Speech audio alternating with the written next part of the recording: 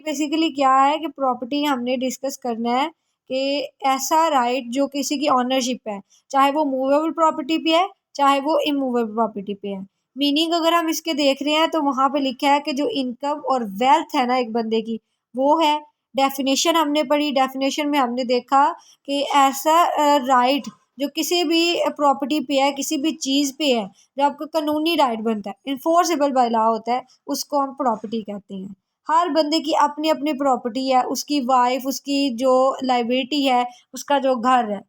Kinds of property आ जाती हैं जिसमें सबसे पहले कॉर्पोरल है और इनकॉर्पोरल है। अब कॉर्पोरल प्रॉपर्टी क्या होती है अब हम उसको डिस्कस कर लेते हैं। Corporal property is the right of ownership on the matter things, material things. Material यानी ऐसी चीजें जिनको आप टच कर सकते हैं, जिनको आप छू सकते हैं, उन चीजों को हम मटीरियल थिंग्स कहते हैं। It is a property that can be touched and seen. ये ऐसी प्रॉपर्टी जिसको आप देख सकते हैं, हाथ लगा सकते हैं। फॉर एग्जाम्पल रियल इस्टेट और personal property having a touchable form and structure like a building equipment और व्हीकल। यानी ऐसी चीजें जिनको आप टच कर रहे हैं, जिनका वजूद है इन चीजों का, जैसे बिल्डिंग है, आपकी गाड़ी है, और अदर इक्विपमेंट आपका सेल फोन है। This is called corporal property, जिनको आप टच कर सकते हैं, मटेरियल थिंग्स को। काइंड्स ऑफ कॉर्पोरल प्रॉपर्टी आ जाते हैं जिसमें इमूवेबल प्रॉपर्टी भी आती है। ऐसी चीजें जिनको हम एक जगह से दूसरी जगह पे नहीं लेके जा सकते, लेकिन वो है तो सही है ना, वो मौजूद तो है ना, दीवार है, उसको हम उठा के एक जगह से दूसरी जगह पे नहीं लेके जा सकते, लेकिन वो क्या है कि वो जो है वो कॉर्पोरल प्रॉपर्टी में है, इमूवेबल है। ठीक है, इसी तरह से डोर जो आपका लगा हुआ है किसी भी कमरे में, उसको आप एक जगह से दूसरी जगह पे नहीं लेके जा सकते जब तक वो अटैच है ज़मीन के साथ, तो वो भी इमूवेबल प्रॉपर्टी है। इमूवेबल जिसको हम मूव नहीं कर सकते। Immovable property is an movable thing or property which can not be moved from one place to another place without destroying or shifting it.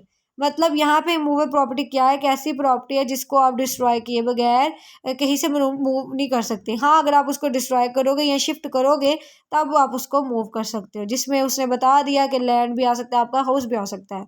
Elements of immovable property. Immovable property must be covers portion of the surface of the earth. मतलब ये जमीन की जो सतह है वो भी immovable property में है। It include the ground beneath the surface. It includes object which are on or under the surface. ये सारी चीज़ें जो है ना वो क्या है कि इमूवेबल प्रॉपर्टी में है। मूवेबल प्रॉपर्टी ऐसी चीज़ें हैं जिनको आप क्या कर सकते हैं, टच कर सकते हैं, जिनको आप एक जगह से दूसरी जगह पे लेके जा सकते हैं, जिनमें कार है, प्लेन है, मनी है, ये सारी चीज़ें हैं। रियल प्रॉपर्टी क्या होती है? Real property relates to immovable thing. Real property consists on building, roads or lands itself which has legally recognized by law is called real property. मतलब ऐसी प्रॉपर्टी जिसपे एक बंदे का कानूनी राइट बनता है, ठीक है, उसको हम रियल प्रॉपर्टी कहते हैं। ठीक है, इमूवेबल प्रॉपर्टी के ऊपर एक बंदे का जो कानूनी राइट है उसको हम क्या कहेंगे, उसको हम रियल प्रॉपर्टी कहेंगे। पर्सनल प्रॉपर्टी जो एक बंदे के अपने इस्तेमाल में है, ठीक है, जो उस बंदे का अपना इख्तियार है, जो उसको वो खुद इस्तेमाल कर रहा है, अपने फ़ायदे के लिए इस्तेमाल कर रहा है। जैसे आपकी व्हीकल है, एनिमल्स हैं, ज्वेलरी है, फर्नीचर है, ये पर्सनल प्रॉपर्टी में आ जाता है। आगे आ जाता है इनकॉर्पोरेट प्रॉपर्टी। ऐसी प्रॉपर्टीज़ है जिनको हम टच नहीं कर सकते। ठीक है, ऐसी चीज़ें जिनको हम टच नहीं कर सकते लेकिन वो हमारे लिए फ़ायदेमंद तो है ना, वो उनकी कोई इंपॉर्टेंस तो है ना। ऐसी चीज़ों को हम क्या कहते हैं, इनकॉर्पोरेट प्रॉपर्टी कहते हैं, जिसमें कंपनी के शेयर्स आ जाते हैं। ठीक है, ये इनकॉर्पोरेट प्रॉपर्टी सर्विसेज आ जाती हैं। राइट इन रिप्रोपिया क्या है? राइट इन रिप्रोपिया is full ownership on immaterial things such as copyright, trademarks and patents. ठीक है, मतलब ये ऐसा राइट जैसे कोई किसी की कॉपी को जो है ना, मतलब कोई डाटा है उसको कॉपी कर ले, या कोई किसी का जो है वो ट्रेडमार्क चोरी कर ले, तो ये चीज़ें जो होती हैं ना वो नहीं होनी चाहिए। ये चीज़ है। Right in real line, a right in the property of another person or right on the land of another person such as right of way from land of the other person। मतलब ऐसी चीज़ें हैं जहाँ पे आपका कोई right है किसी प्रॉपर्टी पे, ठीक है, किसी भी लैंड पे, तो वो भी जो है वो क्या है कि राइट इन लाइन में। Mode of acquisition of property, आप कैसे हासिल कर सकते हैं प्रॉपर्टी को? By possession. Possession is one of the most important element of acquisition of property. Possession जो है वो सबसे अहम तरीन एलिमेंट है किसी भी प्रॉपर्टी को एक्वायर करने का। It is absolute fact that possess में owner of the thing because possession is the evidence of ownership. यहाँ पे बताया गया कि पोजेसर को जो है वो ऑनर है उस चीज़ का, ठीक है, उसका कब्जा है। हम कैसे एक्विजिशन कर सकते हैं प्रॉपर्टी की? सबसे पहले तो हम उस पर कब्जा करके तो उस प्रॉपर्टी को जो है उसका लीगली कब्जा करना, ये नहीं कि आप उसको जो है अपनी मलकियत में ज़बरदस्ती लो। बाय ट्रांसफ़र करने से भी property can also be transfer required from one person to another person by an agreement between the party. अब क्या होगा कि ट्रांसफ़र हम प्रॉपर्टी को कर सकते हैं एक पर्सन से दूसरे पर्सन के दरमियान, लेकिन किसके तहत? एग्रीमेंट के through.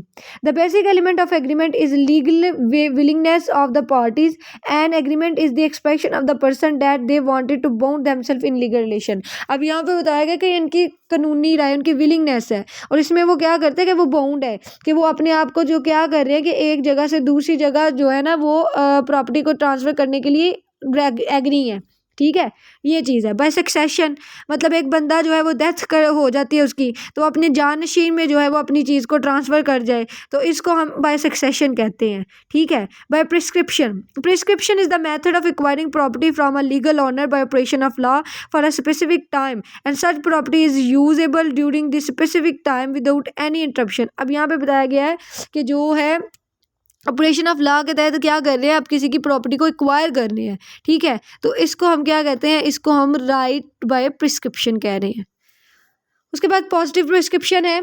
A person can acquire property by positive prescription by real owner of the property from a specific time and after ending is for specific time the real owner can take back his property from that person. इसमें एक खास purpose के लिए क्या किया जाता है? Property किसी और बंदे को दे दी जाती है, और जब वो काम या वो टास्क कंप्लीट हो जाता है तो फिर जो प्रॉपर्टी है वो रियल ऑनर के पास वापस आ जाती है। इसको हम पॉजिटिव प्रिस्क्रिप्शन कहते हैं। जैसे फॉर एग्जाम्पल के तौर पर है, if A is enjoying a right of way from the neighbours land for 20 years, then at the end of this period he not possess it but also own it by a way of easement। अब ये बताया उसने positive prescription, ये हो गया एक बंदा है वो 20 साल से जो है ना वो किसी की प्रॉपर्टी को ओन कर रहा है। ठीक है, राइट ऑफ ईजमेंट।